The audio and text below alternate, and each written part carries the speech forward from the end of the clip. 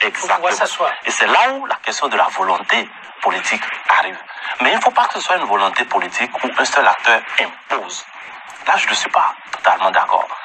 Un acteur politique ne peut pas... Si ça vient comme une imposition, le problème de confiance reviendra. On retombera dans les mêmes problèmes. Donc, si celui qui est aujourd'hui au pouvoir a une idée, mais qu'il la mette sur la table et que le débat se fasse. C'est cela que j'appelle le débat. Et c'est pourquoi je disais, ce qui se passe aujourd'hui au niveau du RAVIP, au niveau des rumeurs que vous avez, pour moi, c'est malsain. Si tant est qu'il y a des idées claires au niveau du pouvoir par rapport à ces aspects-là, qu'est-ce qui empêche le pouvoir de mettre sur la table et de discuter avec les autres acteurs? Parce que si ce débat-là ne se fait pas et qu'on sort quelque chose, les autres ne vont pas rester les bras croisés. Vous connaissez l'enjeu. L'enjeu politique, il est énorme. Il est énorme. Donc, ce que nous pouvons faire ici, de mon point de vue, et c'est pour ça que je m'y suis attaché, c'est de soulever les enjeux au niveau technique. De faire comprendre que plusieurs formules existent. Plusieurs formules existent et il faut que des choix se fassent. Mais ces choix-là, c'est les acteurs politiques, dans leur ensemble, pas une catégorie qui va s'asseoir, que c'est ces acteurs-là qui vont s'asseoir et retenir. Parce que, et je vais vous permettre que je revienne sur un aspect, je vous ai dit tantôt que par rapport au recrutement des agents électoraux, ça ne se passe plus comme ça se faisait. Depuis 2013, où le code électoral a été voté, c'est maintenant la Sénat qui recrute les agents électoraux sans plus passer par les acteurs politiques. C'est un avis, un appel à candidature, les gars, ils postulent et on retient en tenant compte des profils.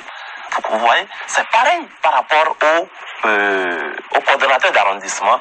La loi dit c'est d'abord les magistrats, ensuite les greffiers, les avocats et puis les administrateurs civils. C'est vrai que le procédé n'est pas encore totalement huilé, mais si on a pu mettre ça dans la loi et qu'un début d'application a été fait, ça veut dire quoi? Ça veut dire que on peut faire échapper l'identification de ces agents-là aux acteurs politiques sans que la maison s'écroule. Vous comprenez? La maison Sénat. Sans que la maison Sénat s'écroule. Mais ça peut représenter un risque pour la maison démocratie. Justement. Le cas de Kenya est un exemple. Et c'est pourquoi je dis. C'est un exemple. Et c'est pourquoi je dis qu'il n'y a pas de risque zéro. Ça n'existera pas.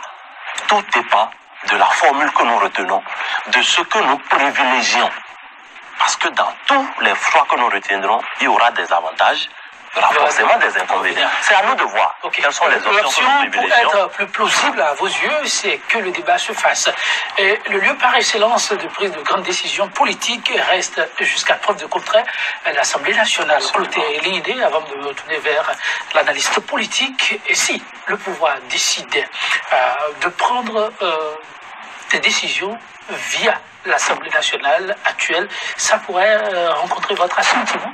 Quelles que soient les décisions qui seront prises, ce sera forcément par l'Assemblée nationale. Parce que ces questions-là sont du domaine de la loi. Donc, quelle que soit l'issue du débat, il faudra que cela soit formalisé à l'Assemblée nationale. Et c'est pour ça que je dis la première chose, c'est que le débat se fasse hors Assemblée nationale. Ça dit que les aspects techniques soient relevés, que les acteurs politiques, tous acteurs confondus, donnent leurs opinions. Et ensuite, l'Assemblée nationale se saisira du dossier forcément.